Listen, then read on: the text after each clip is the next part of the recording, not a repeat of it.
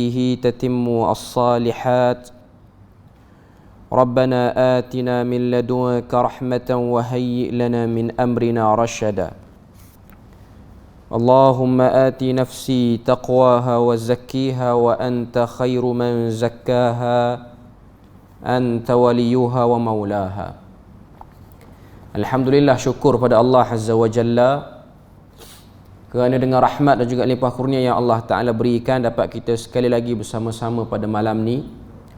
InsyaAllah sambungan risalah kita, iaitu risalah asam garam rumah tangga Nabi sallallahu alaihi wasallam. Kita masih lagi pada bahagian yang pertama pada risalah ini, iaitu berkenaan dengan karenah rumah tangga Nabi. Dan kita membahaskan pada perbahasan yang ke-27, iaitu di bawah tajuk isteri-isteri Nabi berpakat untuk mendesak Nabi. Okay. Jadi dalam bahagian ini ataupun perbahasan yang ke-27 ni ada beberapa hadis yang diletakkan oleh penulis hafizahullah ta'ala. Jadi kita tengok hadis yang pertama untuk bahagian yang ke-27 ini yang diriwayatkan oleh Anas bin Malik radhiyallahu anhuma. An Anasin qala Umar radhiyallahu anhu ijtama'a nisa'un nabiy sallallahu alaihi wasallam fil ghairati alaihi faqultu lahunna asa rabbuhu in talaqakunna an yubdilahu azwajan khairan minkunna fanazalat hadhihi al-ayah. Maksud hadis ni, kata Anas bin Malik radhiyallahu anhu, dia kata Umar Al-Khattab pernah berkata, Umar Al-Khattab iaitu Umar radhiyallahu anhu, dia pernah berkata, dia kata pernah para isteri Nabi berpakat melakukan sesuatu yang menunjukkan ketidakpuasan hati terhadap Nabi. Isteri-isteri Nabi yang ramai-ramai ini, mereka berpakat ramai-ramai buat satu macam tunjuk perasaan lah, macam rebel kepada Nabi sallallahu alaihi wasallam, tak puas hati dengan Nabi. Maka aku pun berkata kepada mereka, andai baginda menceraikan kamu semua nanti, dia akan menggantikan untuknya isteri-isteri yang lebih baik daripada kamu semua. Ini yang disebut oleh Umar Al-Khattab, riwayat daripada Anas bin Malik radhiyallahu anhuma. Sehinggalah menyebabkan turunnya ayat yang kelima daripada surah At-Tahrim. Okay. Yang mana ayat tu dah kita dengarkan tadi, iaitu Allah Ta'ala sebut asa rabbuhu in talaqakunna an yubdilahu azwajan khairan minkunna. Boleh jadi ataupun moga-moga Tuhan kamu menjadikan kamu semua diceraikan. Kamu situ merujuk kepada isteri-isteri Nabi, dan menggantikan dengan isteri yang lebih baik. Okay. Jadi itu hadis yang pertama untuk perbahasan yang ke-27 ni. Kita boleh tengok karenah rumah tangga Nabi, yang mana Nabi sendiri telah mengatakan diri dia itu ialah ana khairukum li ahli, aku sebaik-baik orang yang hubungannya dengan isteri-isteriku. Okay.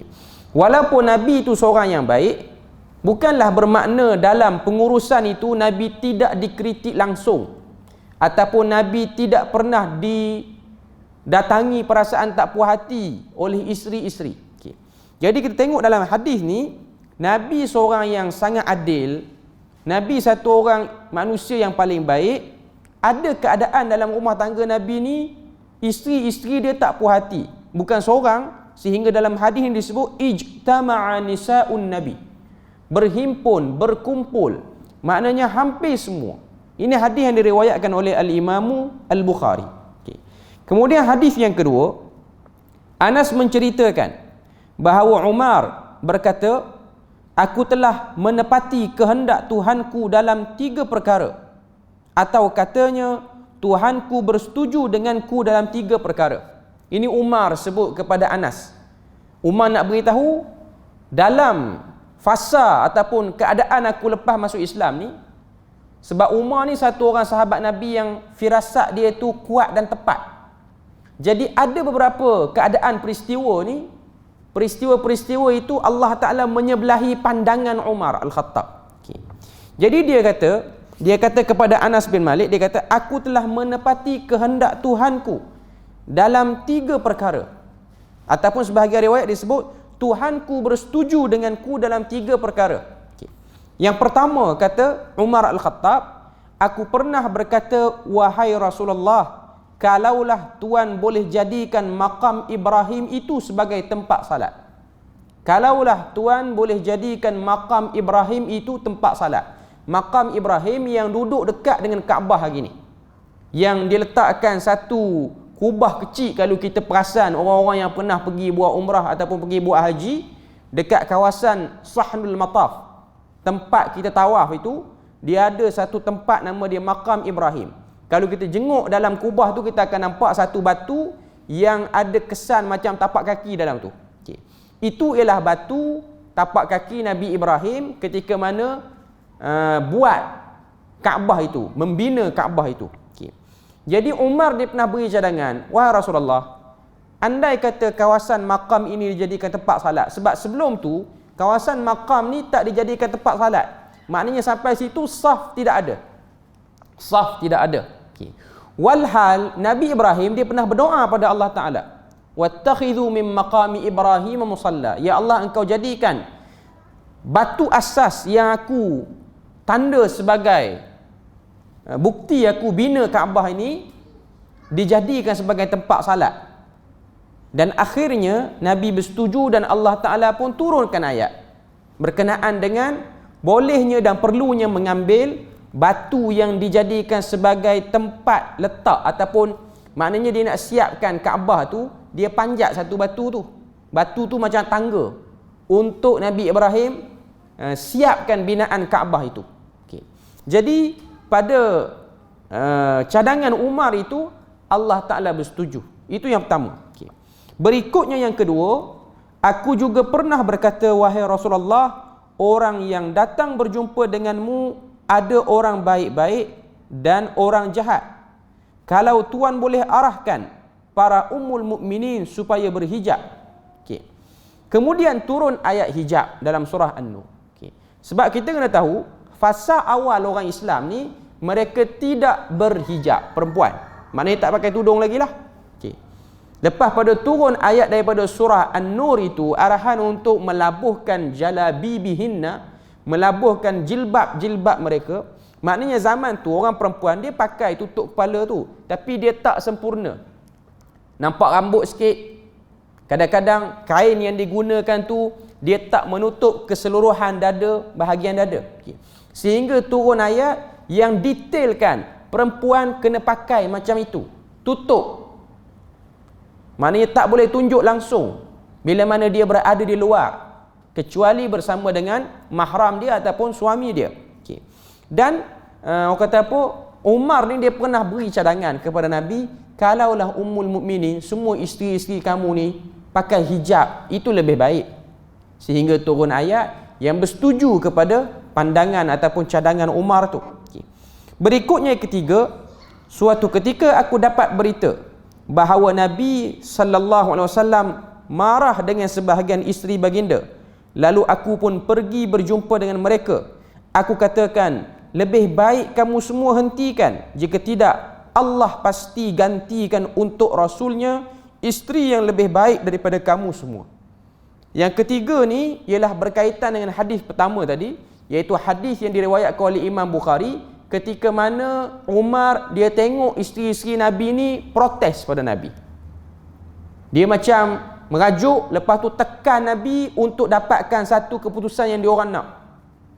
Jadi pada waktu itu bila mana mereka ditekan, Umar ni dia tengok ayat Quran tak turun lagi. Ayat Quran surah Tahrim yang kelima itu belum turun lagi, cerita tentang ancaman kepada isteri Nabi, kalau kamu tekan Rasul ini, maka kamu mungkin akan ditalakkan, iaitu diceraikan, dan kamu akan digantikan, tempat kamu tu akan diganti dengan yang lebih baik lagi. Waktu tu Umar dia terkeluar pada mulut dia. Dia kata, kalau Rasulullah ceraikan semua ni, Allah Ta'ala akan ganti lebih baik. Tak lama pada tu turun ayat tu. Okay. Jadi daripada hadis ni, 3 peristiwa yang datang daripada firasat Umar Al-Khattab. Yang pertama, jadikan makam Ibrahim itu sebagai tempat salat. Yang kedua, kewajipan berhijab kepada isteri-isteri Nabi dan keseluruhan orang Islam. Dan yang ketiga ialah berkaitan dengan protes yang dilakukan oleh isteri Nabi. Sebab apa Umar ni dia tahu tentang hal rumah tangga Nabi? Kita kena tahu Umar ini ialah ayah mertua Nabi juga. Sebab Umar telah mengahwinkan anak dia yang bernama Hafsah. Umar ni tak ramai anak, 2 orang je. Dia ada Hafsah dan dia ada Abdullah bin Umar. 2 orang je anak Sayyidina Umar ni. Yang kata ahli syurga ni anak pun tak ramai. Okay. Dan kalau kita tengok tabiat orang-orang yang baik dan saleh ni macam tu lah. Tambah dekat dengan akhir zaman ni, spesies orang-orang saleh ni dia makin kurang.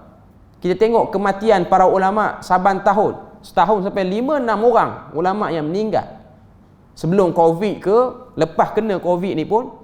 Dan juga keturunan-keturunan yang saleh ni ataupun orang-orang yang saleh ni, orang-orang yang baik-baik ni, tuan-tuan guru ke apa semua ni, Allah Ta'ala tak kurniakan sebahagian kepada mereka ni zuriat yang ramai sangat. Dan kalau ada pun zuriat yang ramai, zuriat mereka tu tidak mengikuti apa yang dia tu. Maknanya dari segi ilmu agama.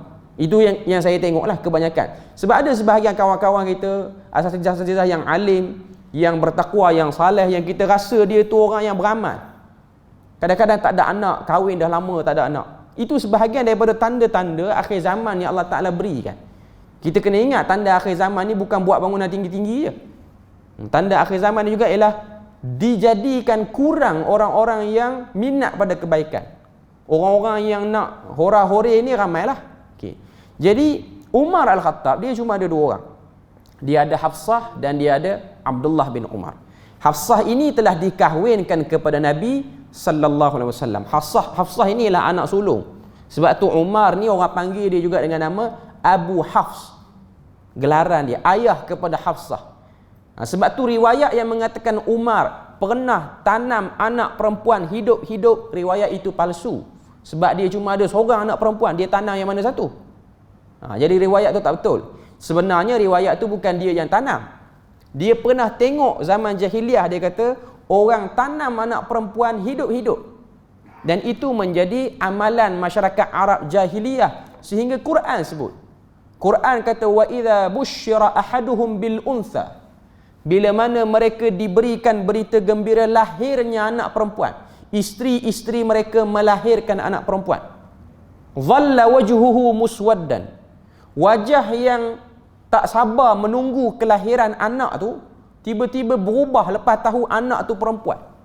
Quran kata dhalla wajhuhu, seakan-akan dinaungi awan hitam pada wajahnya. Wa huwa kadhim, dan mereka sangat marah kalau dapat anak perempuan. Sehingga mereka ambil anak yang baru lahir itu lalu ditanam di kawasan tengah padang pasir. Sebab bagi masyarakat Arab jahiliyah, anak perempuan itu tidak memberi apa-apa kebaikan yang banyak pada kabilah. Dan orang perempuan hanya dijadikan sebagai barang-barang pribadi saja. Maknanya dia tak diberikan nilai kemanusiaan. Dan Allah Ta'ala telah menguji Nabi sendiri. Nabi ni ialah orang yang ramai anak perempuan banding anak lelaki. Dan benda tu menjadi bahan ejekan jugalah kepada musyrikin Mekah yang lawan dakwah Nabi ni. Sebab tu Nabi sallallahu alaihi wasallam bila mana dia sampaikan ajaran Islam ini, dia tidak membeza-bezakan jantina lelaki dan perempuan kalau dapat anak. Tak kisahlah lelaki ke perempuan, sebab masyarakat Arab dia orang membesarkan anak lelaki lebih pada anak perempuan. Walaupun sekarang ni dia orang dah lama Islam, benda tu masih lagi ada lah bagi sebahagian masyarakat Arab. Sebab tu ada hadis-hadis Nabi yang diriwayatkan oleh Imam Bukhari dalam Al-Adabul Mufrad, cerita tentang kemuliaan orang yang ada anak perempuan dan dia jaga elok anak perempuan. Bahkan menjaga, menanggung anak perempuan dengan baik, itu menjadi sebab dimudahkan satu orang tu masuk syurga. Bahkan Nabi beri pujian kepada setengah-setengah orang, ayah terutamanya, bila mana anak perempuan dia tu dah kahwin, diceraikan ataupun mati suaminya, panggil balik duduk rumah dia. Itu ada kelebihan. Panggil balik anak perempuan yang dah kematian suami. Anak perempuan kita lah yang dah kematian suami. Maknanya kita pun dah tua pada waktu tu kalau anak kita dah kahwin. Okey. Ataupun dia diceraikan, maka dia balik semula. Kita yang tawarkan, mari duduk rumah ayah balik. Okey. Itu ialah yang disebut oleh Nabi kelebihannya. Melainkan anak tu pilih nak duduk rumah peninggalan suami dia, ataupun dia dapat bahagian daripada harta ke, dia nak duduk. Cuma nak kata Nabi ni anjurkan bagi orang yang ada anak perempuan untuk sentiasa menghubungkan hubungan baik. Bila mana dia hilang tempat bergantung, maknanya tak ada suami, dengan sebab mati ataupun cerai, maka diletak ataupun diurus balik oleh ayah itu. Diurus balik oleh ayah itu. Kebanyakan sebahagian kita ni dia tak fokus sangat pada bahagian ni. Dia fokus pada jaga anak perempuan sebelum kahwin. Kalau anak perempuan tu dah kahwin dan akhirnya dia diuji dengan kematian suami ataupun penceraian, sebenarnya dia patah balik tanggungjawab tu kepada ayah dia balik. Okay. Maknanya bukanlah dia kena tanggung makan minum macam sebelum dia kahwin. Keselamatan dia itu balik kepada ayah dia lah. Ataupun kalau dia tak ada ayah, dia patah balik kepada adik-beradik lelaki, sama ada yang atas ataupun yang bawah. Jadi ini orang lelaki dia kena tahu bab ni. Okay. Sekiranya dia ada adik-beradik perempuan, dia bukan ayah, dia ada adik-beradik perempuan yang kematian suami ataupun bercerai. Okay. Anak menakan dia tu perlu diberi perhatian oleh dia. Okay. Dan kebajikan kakak dia ataupun adik perempuan dia tertakluk pada dia sekiranya ayah dia tidak ada. Okay. Jadi itu benda yang dia kena tahu. Maknanya Islam ni dia angkat orang perempuan pada tempat yang selayaknya. Ini benda yang kita boleh tengok. Dia bertentangan dengan masyarakat Arab jahiliah yang meletakkan perempuan ni tak ada nilai langsung. Okay. Jadi kita tengok apa yang disebut sini dalam hadis terusnya. Sehinggalah aku berjumpa salah seorang isteri baginda. Beliau berkata, wahai Umar, Rasulullah tidak pun menasihati isterinya. Jadi mengapa engkau sibuk menasihati kami? Okay. Jadi pada waktu Umar dia tengok isteri-isteri Nabi ni protes tak puas hati dengan Nabi, Nabi diam. Nabi tak lawan protes tu. Nabi tak kata pun macam yang Umar kata, kalaulah aku ceraikan semua kamu ni, aku akan dapat yang lebih elok daripada ni. Nabi tak kata. Cuma Umar dia terlintah, dia pesan pada isteri-isteri Nabi ni, kalau Rasulullah cerai kamu, Tuhan akan ganti dengan lebih baik lagi. Sehinggalah Allah Ta'ala turunkan ayat bersetuju dengan apa yang Umar sebut, iaitu ayat kelima surah At-Tahrim. Boleh jadi baginda menceraikan kamu, Tuhannya akan menggantikan untuknya isteri-isteri yang lebih baik daripada kamu. Okay. Apa yang kita dapat lihat daripada hadis ni? Pertama, rumah tangga Nabi ada juga keadaan-keadaan yang tak seronok lah kita tengok dalam hadis ni. Maknanya Nabi satu orang yang adil, yang dekat dengan Tuhan. Tuan-tuan boleh bayang, satu orang Nabi ni dia punya connection, hubungan dengan Tuhan luar biasa. Bahkan Nabi Muhammad ialah Sayyidul Anbiya, ketua kepada Nabi-Nabi dan Rasul. Bahkan Nabi Muhammad ini pernah menghadap Allah Ta'ala di Sidratil Muntaha. Bukan orang lelaki yang biasa, bukan manusia biasa. Okay. Tapi yang kata perempuan, dan bila mana dia jadi isteri, dia ialah satu makhluk Tuhan yang Tuhan jadikan.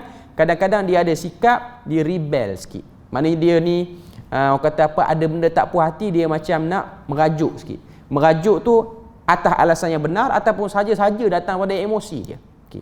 Dan Nabi, di pihak Nabi sendiri, Nabi tidak pun menolak dengan keras ataupun Nabi tak lawan protes tu.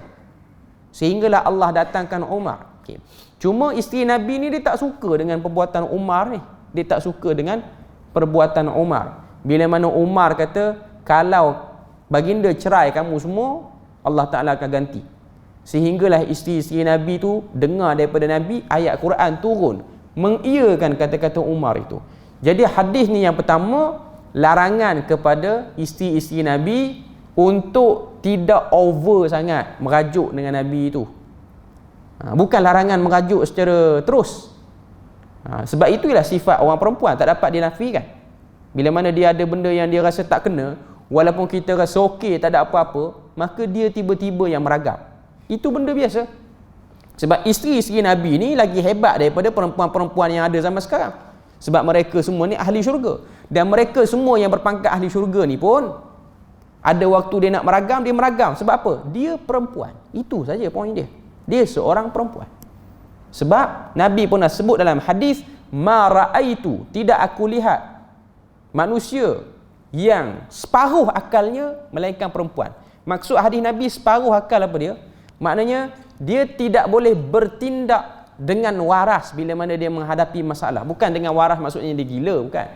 Cuma nak katanya dia tak boleh mengimbangi satu isu tu dengan baik sebab dia ada satu part, iaitu dia lebih pada emosi. Emosi yang melampau ini bukan buruk. Dengan emosi yang melampau itulah perempuan boleh melahirkan anak dia. Kalau perempuan dia tidak diberikan oleh Tuhan emosi yang tinggi, dia tak akan boleh melahirkan anak. Sebab melahirkan anak itu perlukan emosi. Walaupun sakit yang tak akan boleh ditanggung oleh orang lelaki, walaupun orang lelaki itu kuat.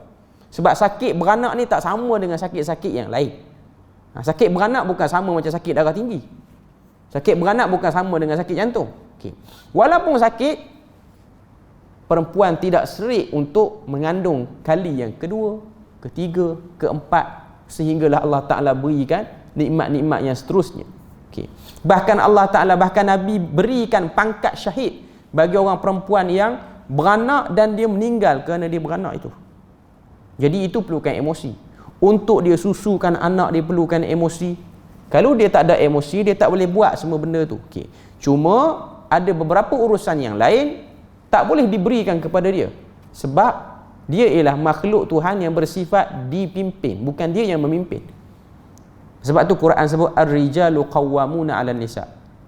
Lelaki itu lebih kuat daripada perempuan. Maksud kuat situ ialah lebih orang kata apa, clear dalam menguruskan benda-benda yang teknikal. Sebab tu pernah berlaku zaman Nabi, kerajaan Parsi ni Majusi punya kerajaan lah. Maknanya agama dia orang ialah agama Majusi yang duduk di Babylon. Fokus dia di Babylon lah, iaitu di Iraq, Babil dalam bahasa Arab. Okay. Bila mana maharaja dia orang meninggal, dia orang nak ubah dasar kerajaan, dia orang nak angkat ratu, istilah dia ratu lah, permaisuri itu jadi pemimpin tertinggi kerajaan. Pemimpin tertinggi kerajaan. Kalau macam kita hari ni, dia jadi Perdana Menteri lah. Dia jadi Perdana Menteri. Dia jadi Queen ataupun ratu lah istilah dia. Dalam bahasa Arab dia panggil Malikah, raja perempuan. Maknanya dia yang mengurus takbir semua. Berita tu sampai pada Nabi. Orang beritahu pada Nabi, di Parsi ni maharaja lelaki tu dah meninggal, dia orang dah setuju nak angkat perempuan jadi pemimpin tertinggi. Apa Nabi kata? Lan tuflihu, tidak akan berjaya satu kaum yang menjadikan perempuan sebagai pemimpin tertinggi dia. Itu hadis. Okay. Hadis tu ada banyak tafsiran oleh para ulama. Pertama, Nabi nak sebut tak berjaya tu khusus pada Parsi sahaja. Khusus pada Parsi sahaja, bukan kepada kerajaan-kerajaan lain. Sebab dalam Quran kita boleh tengok zaman Nabi Sulaiman yang memerintah Sabak ialah perempuan juga. Iaitu yang kita dengar dengan nama dia ialah Balqis. Sebutan betul dia ialah Bilqis dengan baris bawah. Itu mengikut riwayat Israiliyat lah. Okay. Tapi dalam Quran tak mention. Quran hanya sebut Malikatu Sabak. Permaisuri pun tak tepat. Permaisuri ni ialah isteri kepada raja. Okay. Dia lebih tepat ianya ialah queen lah, raja lah. Dia sebut raja perempuan. Okay. Maknanya nak sebut pada kita bahawasanya zaman itu, zaman Nabi Sulaiman ni, raja yang memerintah Sabak ini ialah perempuan. Dan pemerintahan dia adil. Okey. Bahkan kerajaan Sabak ini adalah kerajaan yang sangat-sangat orang kata apa? Adil pemerintahan dia dan dilimpahi dengan nikmat yang berbagai-bagai. Cuma mereka ada problem, mereka tak sembah Allah Ta'ala, mereka sembah matahari. Mereka tak sembah Allah Ta'ala. Maknanya agama dia orang tu tak betul lah. Okay. Cuma Allah Ta'ala limpahkan kepada mereka ni sebab adil. Walaupun perempuan yang memerintah. Sehingga Allah Ta'ala berikan kesuburan kepada tanah Sabak itu. Sabak ni dikatakan sebuah tempat yang berada di antara Yaman dan Oman hari ini. Ada orang mengatakan Sabak ni ialah Salalah. Salalah hari ini satu negeri dalam Oman. Kalau tuan-tuan boleh tengok YouTube National Geography ke apa, dokumentari apa, kita tengok Salalah ni ialah sebuah tempat yang cantik yang kalau kita tengok kita tak percaya tempat tu berada di kawasan padang pasir. Sebab negeri Salalah ni dia ada iklim buah-buahan, iklim tropika pun hidup situ. Dia ada padang pasir, dia ada sungai, dia ada pantai, dia ada hutan. Macam kita Malaysia ni hutan je, padang pasir kita tak ada. Setengah negara Arab padang pasir saja, hutan tak ada. Okey. Tapi di Salalah ni dia ada padang pasir, dia ada sungai juga. Sungai cantik macam tempat kita. Orang boleh mandi manda. Okey. Dan ada pantai dan dia ada hutan-hutan. Kawasan-kawasan hutan dan kawasan-kawasan pergunungan. Cantiklah tempat dia, sangat cantik. Salalah. Hari ini negara dia duduk dalam Oman lah, dalam negara Oman. Sekarang ni orang yang nak pergi ke Yaman dia tak boleh direct daripada KLIA nak direct ke Sana'a, tak boleh sebab airport dia orang tak stabil. Airport dia orang tu tak selamat sebab kalau kita tengok politik negara Yaman ni dia bergolak lah sikit. Okay. Dia orang menembak di lapangan terbang, jadi itu kata apa, bahayalah benda tu. Okay. Jadi kebanyakan orang yang nak pergi ke Yaman dia orang akan transit di Salalah, dia orang akan naik kenderaan darat direct masuk ke Yaman. Sebab itu saja salah satu cara lah. Mereka ada jalan-jalan lain lagi lah, cuma nak katanya Salalah ini adalah satu tempat yang cantik. Maknanya kalau ada duit kita bolehlah pergi tengok. Dia tempat yang menarik, tempat dia natural yang terjaga. Okay. Dikatakan situlah kerajaan Sabak yang diperintah oleh Balqis duduk situ. Adil, cantik. Dan pada zaman Nabi Sulaiman dia lebih subur berbanding sekarang. Dikatakan suburnya orang kata apa, Sabak ini, orang kata apa, biji padi tu dia punya saiz sebesar buah tamar. Kita ni tanah padi kan, padi kita besar mana? Tak sampailah besar buah kurma tu. Kalau berlaku tu ajaib lah. Okay. Maknanya kalau letak dalam pinggan nasi yang dah jadi nasi tu, dia punya biji nasi tu yang basmati pun kita rasa panjang dah. Okay. Yang ni dia punya saiz sebesar buah tamar, bukan biji tamar tu, buah tamar itu. Okay. Maknanya 3 biji tu dah kenyang dah makan nasi tu kot. Okay. Nak kata diberkati dengan sebab adil. Itu zaman dululah. Okay. Zaman sekarang tak berlaku lah. Zaman sekarang basmati lah ada kawasan tu. Tu pun orang kata apa, beras yang elok lah tu, beras yang kurang kanjinya apa-apa semua. Cuma nak kata itu tempat yang dirahmati Allah. Cuma saya nak sebut tentang hadis yang Nabi kata tak berjaya kaum yang menjadikan pemimpin tertinggi dia perempuan. Para ulama khilaf, adakah itu larangan orang perempuan memegang tampuk pemerintahan yang tertinggi ataupun urusan-urusan tertinggi dalam kerajaan? Masih lagi khilaf di kalangan para ulama. Okay. Boleh ataupun tidak mengangkat pemimpin daripada kalangan perempuan? Boleh ataupun tidak. Okay. Pandangan yang paling pertengahan dalam bab ni, orang perempuan boleh naik ke tampuk pemerintahan sekiranya tidak ada lagi orang lelaki yang boleh memerintah dengan baik di negeri itu. Boleh naik. Dia boleh naik lah. Okay. Dan kena ada bukti lah dia boleh buat. Okay. Dan benda ni orang kata apa, diamalkan. Tempat kita pun kalau tengok hakikatnya benda tu berlaku. Okay. Kan ada sebahagian ahli parlimen kita perempuan. Ataupun nak tengok dengan skop lebih kecil, pentadbiran sekolah. Ramai mana guru besar perempuan, pengetua sekolah menengah perempuan. Bahkan kita di Perlis ni pengarah JPJ perempuan, ketua polis negeri pun perempuan. Okay. Ada problem ataupun tidak? Tidak ada problem kalau dia boleh buat dengan baik. Okay. Yang jadi problem kalau dia tidak boleh memerintah dengan baik, mengurus takbir dengan baik. Maknanya dia ada rasional dia yang elok, dia tidak over, dia boleh kawal emosi dia. Sebab ada sebahagian orang perempuan ni, walaupun kita tahu perempuan ni dia emosi, tapi dia boleh mengawal emosi dia. Kadang-kadang dengan sebab banyak benda yang dia lalui dalam hidup, kematangan usia dia boleh kawal, bahkan dia lebih steady pada lelaki, maka tidak ada apa-apa problem untuk dia duduk di tampuk itu. Tapi kalau ada lelaki, afdalnya lelaki di situ. Itu yang pertengahan lah. Ada pandangan kata haram terus, perempuan tak boleh terlibat langsung berdasarkan hadis Nabi yang Nabi kata kepada Parsi tu. Ada yang kata pertengahan yang macam saya sebut tadi. Okay. Kita tengok sikit apa yang disebut dalam hadis ini, catatan dia sebut. Hadis ini ialah sedutan awal kepada satu babak asam garam yang penting. Ikuti kisah sepenuhnya pada bahagian terakhir buku ini. Yang ada dalam risalah ni kita akan tengok. Dia orang kata apa, dia akan connecting dengan hadis ni. Okay. Yang kedua, sebagai gambaran awal, setelah kehidupan umat Islam di Madinah semakin baik, para ummul mukminin berpakat mendesak Nabi supaya meningkatkan taraf hidup mereka. Rasulullah sangat tersinggung dengan tindakan mereka. Maknanya dia orang minta supaya diberi sedikit kemewahan lah. Sedikit kemewahan, maknanya ada benda yang berjenis sikit lah. Dia orang nak hias barang dalam rumah ke, dari segi pendapatan harian dia orang ke, wallahu a'lam. Okay. Kita terus kepada bahagian yang ke-28. Okay.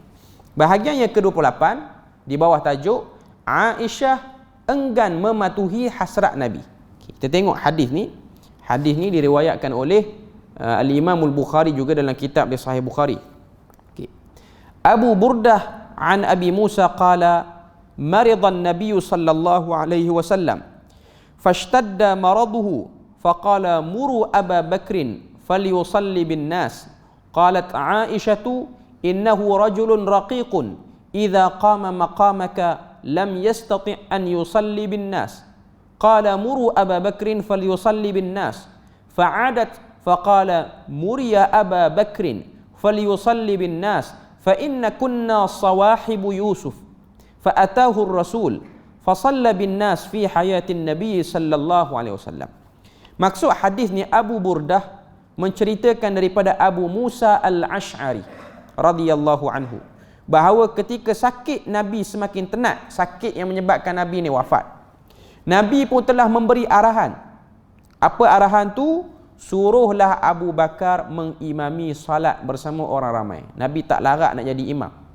Aisyah radhiyallahu anha berkata, tetapi dia seorang yang lembut. Dia kata pada ayah dia ni, Abu Bakar ni ayah pada Aisyah lah, ayah kandung. Okay. Rajulun raqiq, dia ni satu orang yang sangat lembut, dengan makna dengar ayat Quran tertentu dia akan mudah menangis.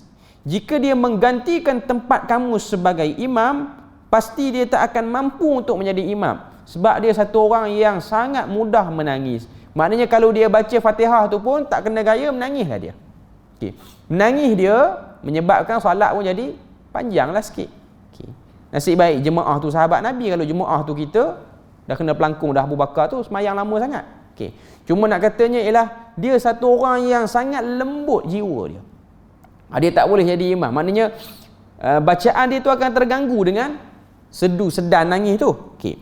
Baginda pun tetap berkata, suruhlah Abu Bakar mengimami solat orang ramai. Namun Aisyah mengulangi kata-katanya lagi. Maknanya dia berkeras. Dia kata, rajulun raqiq, dia satu orang yang mudah menangis.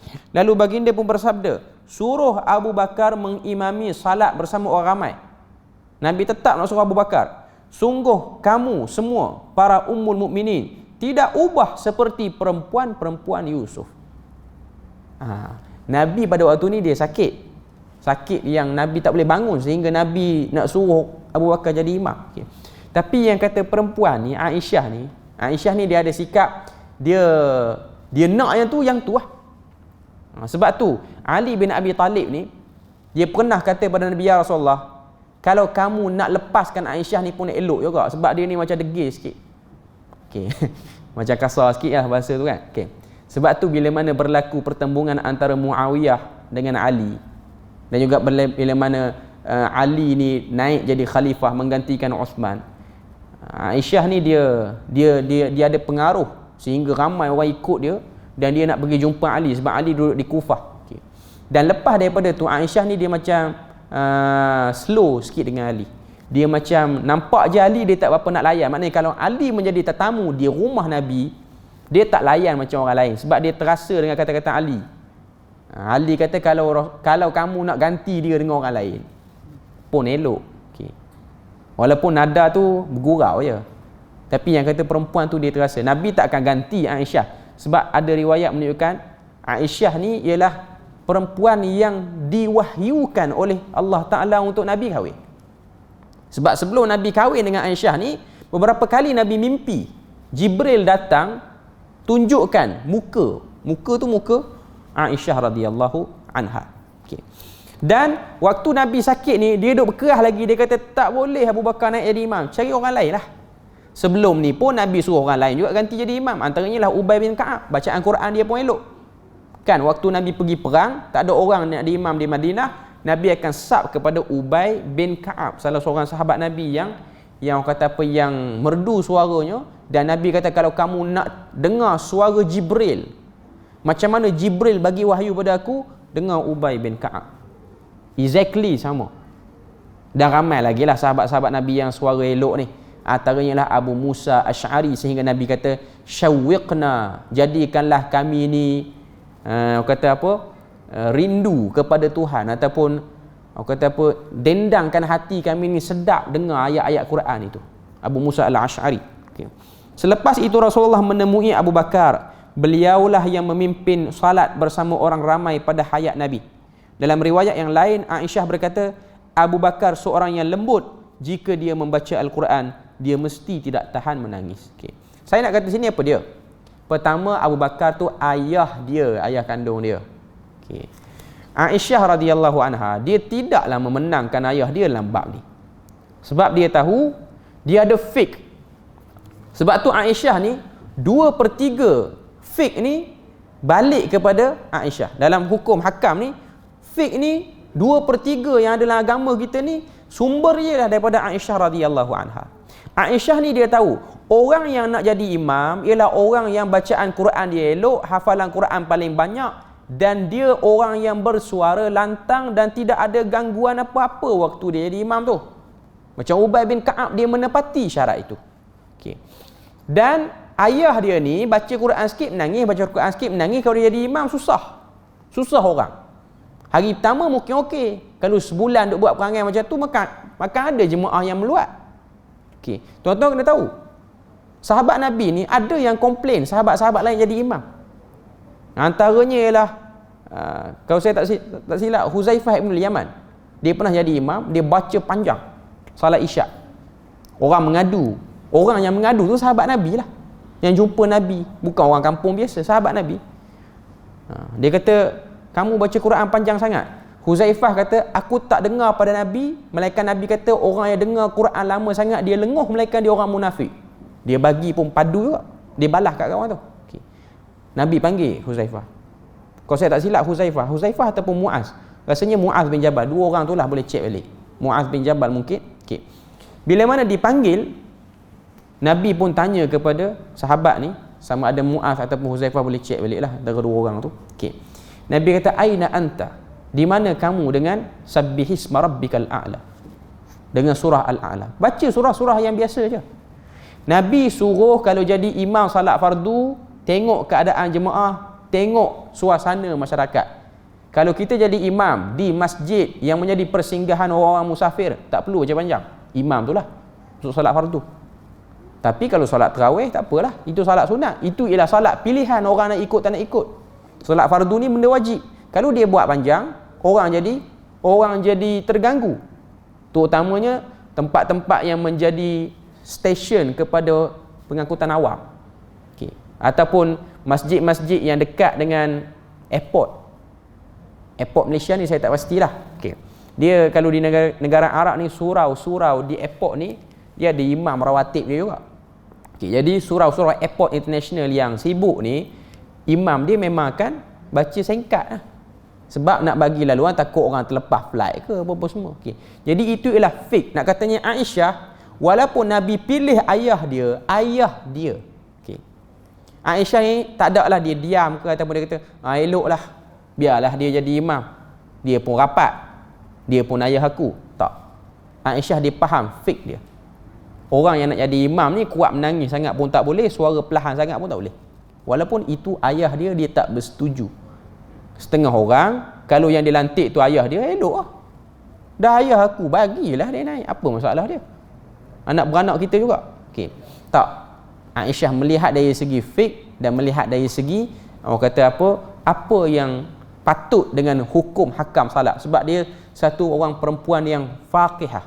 Satu orang perempuan yang faham keperluan hukum tu sendiri. Okay. Hadis yang kedua, kita tengok.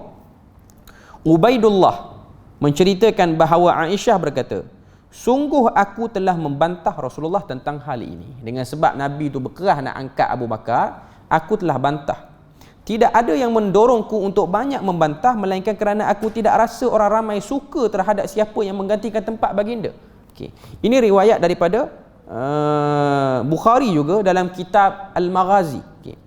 Aisyah kata, aku duk bantah Nabi sakar sangat supaya tak angkat Abu Bakar ni, bukanlah kerana aku tak suka ayah aku. Bukanlah aku tak suka kepada imam itu. Tapi aku melihat akan ada orang yang tak suka kepada imam yang macam ni. Okey. Aisyah ni dia melihat kepada keperluan semasa. Okey.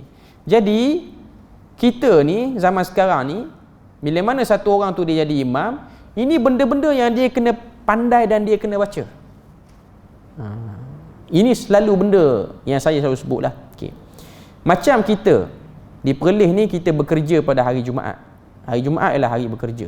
Okay. Jadi bila mana salat subuh, bagi masjid-masjid yang ramai penjawat awam yang belum pencen lagi, yang tak pencen. Okay. Yang pencen ramai tak apa. Macam saya di orang pencen ramai dah. Okay. Yang belum pencen, dia orang ni rush nak pergi kerja. Perlis ni mungkin taklah sangat. Negeri-negeri yang pack, macam di Penang ke, di KL ke apa semua. Okay. Kalau kita baca Sajdah dan juga Al-Insan secara mingguan, ianya mungkin akan drag masa. Kalau sekarang okey lah sebab subuh pun ngam lah, dia tak lewat sangat. Kalau subuh tu lewat, kita elaklah baca sampai tiap-tiap minggu benda tu. Okay. Baca sebulan sekali cukup lah. Okay. Sebab nak bagi ruang, orang nak sekolah lagi. Sekarang orang cuti tak apa, orang yang kerja. Okay. Dan juga salat Jumaat pun sama juga. Okay. Bila mana jadi imam, tengok kalau Zuhur tu masih lagi belum lewat sangat. Kalau Zuhur tu, kalau kita habis salat Zuhur tu ataupun salat Jumaat tu tak pukul 2 ataupun 2.30, okay, maka kita baca dengan kadar-kadarnya lah. Okay. Supaya orang tak masuk office lambat. Sebab yang masuk office ni pun dia buat akal pandai juga kalau bos tanya. Sebab apa masuk lambat? Sembahyang Jumaat lama. Okay. Sebenarnya itu ialah fake kepada seorang imam. Okay.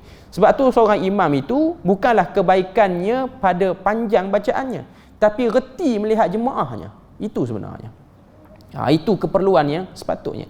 Sebab Nabi pernah nasihat sahabat tu bila mana dia baca panjang, Nabi kata, "Aina antum?" Mana kamu dengan surah-surah yang pendek? Nabi tak panggil jemaah, Nabi panggil imam. Nabi tak kata kat jemaah, "Sabar je lah, nak syurga kan?" Jadi baca panjang sikit, apa masalah dia?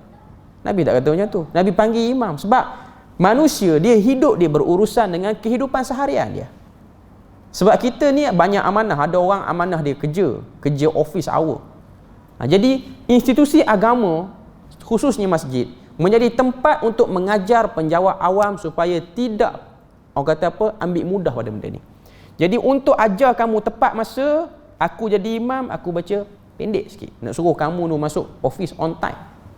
Sebab itu juga antara nilai-nilai Islam yang dilihat. Sebab kita nak tahu orang Islam ni bukan hanya tengok pada kuat semayang saja. Islam yang baik ialah semayang dia pun okey, ibadah dia pun okey, dia kerja pun elok. Masuk office on time, buat kerja seperti mana yang disuruh. Bukan hanya salat banyak, salat duha pun buat sampai 12 rakaat tapi kerja tak siap-siap, kerja yang boleh buat sehari jadi seminggu. Itu bukan Islam yang baik. Itu bukan Muslim yang baik pun. Okay. Jadi itu ialah benda yang kita tengok Aisyah dia melihat perkara ini. Dia melihat keadaan itu. Dia kata, aku bantah Nabi kerana aku rasa akan ada orang tak suka dengan sikap Abu Bakar yang baca Quran kuat menangis. Okay. Walaupun Abu Bakar tu ayah dia sendiri. Ketika itu aku tidak rasa bahawa siapa yang menggantikan tempat baginda, melainkan orang ramai akan memandang lekeh terhadapnya. Itu yang disebut dalam riwayat Bukhari. Maka aku mahu alihkan tugas Abu Bakar itu kepada orang lain. Supaya Nabi bagilah orang lain jadi imam waktu Nabi sakit ni, bukan Abu Bakar. Sebab keadaan Abu Bakar itu menyebabkan orang tak suka. Abu Bakar tu okey, tapi orang tu tak suka dengan cara dia. Terutamanya yang baru masuk Islam. Terutamanya Arab-Arab Badui yang kampung ni, yang tak ada adab ni, yang kurang sikitlah adab dia. Okay. Hadis yang ketiga, masih lagi berkait dengan bab ni. Sambungan kisah seterusnya, Aisyah menceritakan sebagaimana hadis sebelum ini, kemudian Abu Bakar pun memulakan salat. Sebab Nabi berkerah nak Abu Bakar, Aisyah tak nak bagi Abu Bakar naik, ayah dia naik dengan alasan Abu Bakar kerap menangis. Okay. Ketika mana Abu Bakar memulakan salat, Rasulullah merasakan dirinya ringan sekali. Kita beri lalu azan dulu.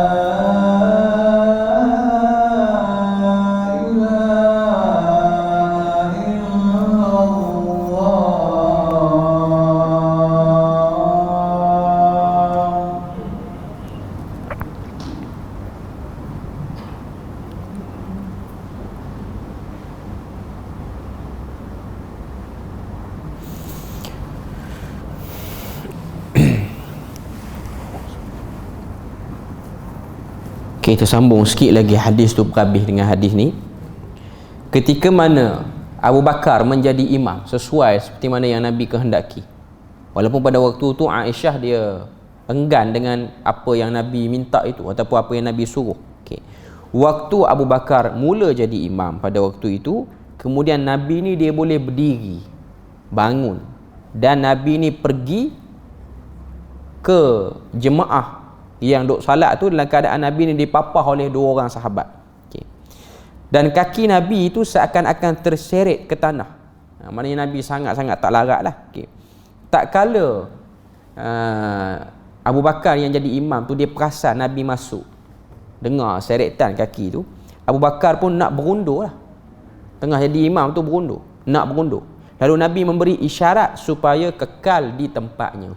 Hadis ni dia banyak menyelesaikan masalah-masalah fiqh dan beberapa kefahaman. Pertama kita boleh tengok, waktu Abu Bakar jadi imam tu dia perasan Nabi masuk. Abu Bakar dengan kita semua ni dari segi khusyuk, memang Abu Bakar lah paling khusyuk. Tapi khusyuk yang sebenarnya ialah bukan khusyuk dengan makna khayal. Ada orang dia faham khusyuk tu khayal. Ini ajaran yang dibawa oleh sebahagian golongan yang mengatakan salat itu ialah proses mengfanakkan diri. Fanak diri ni maksud dia apa?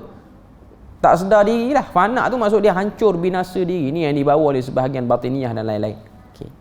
Sedangkan khusyuk itu ialah fokus apa yang kita baca, tahu kita duduk di pergerakan mana, dan mentadabburi bacaan-bacaan dan faham makna tu. Jadi Abu Bakar tu dia perasan lah. Nabi tu kalau khusyuk yang dikatakan fanak diri tu, dia tak perasan Abu Bakar, tak perasan Nabi duduk tu. Dia perasan dan dia macam nak berundur, dan Nabi berinteraksi dengan orang yang sedang salat dengan Nabi memberi isyarat untuk kekal di situ. Maknanya boleh kita orang yang tak salat ni berinteraksi dengan orang yang salat, tapi janganlah orang salat tu dia jawab pula. Contoh kalau dia punya kiblat yang salah, kita guna suara beritahu pada orang yang sedang salat, kiblat kamu tu salah, ke kiri sikit. Dia yang salat tu dia boleh dengar arahan kawan tu dan dia ke kiri lah sikit, tanpa dia menyambut perkataan kawan tu pula. Dah kawan tu kata ke kiri sikit, dia yang tengah salat tu, oh kiri rupanya, batal lah solat dia. Okay. Tak perlu jawab yang tu. Okay. Dia bergerak ajalah. Okay. Dia bergerak. Okay. Okay.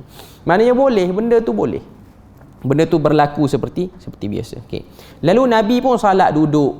Okay. Waktu Nabi salat duduk itu, maka Abu Bakar ni dia segan dengan Nabi. Okay.